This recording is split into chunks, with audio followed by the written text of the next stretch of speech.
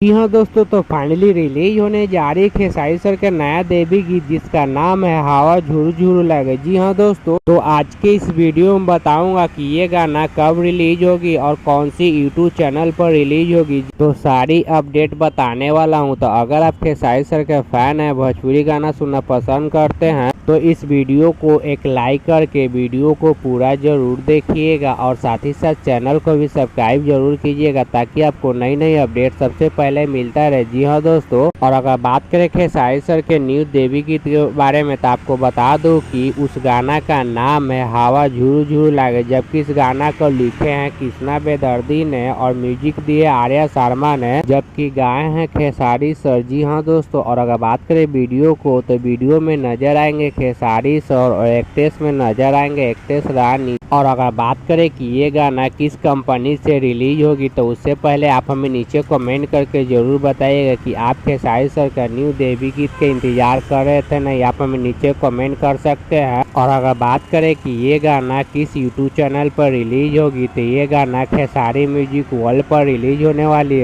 और अगर बात करें इस गाना के रिलीज डेट की तो ये गाना 14 तारीख को सुबह 6 बजे रिलीज होगी। जी हाँ दोस्तों, तो आप बवाल धमाल मचाने के लिए तैयार रहिएगा। और अगर आप अभी तक इस चैनल को सब्सक्राइब नहीं किए हैं, चैनल को सब्सक्राइब कर लीजिएगा ताकि आपको नई नई अपडेट मिलता रहे। तो मिलते हैं दोस्तों नेक्स्ट वीडियो।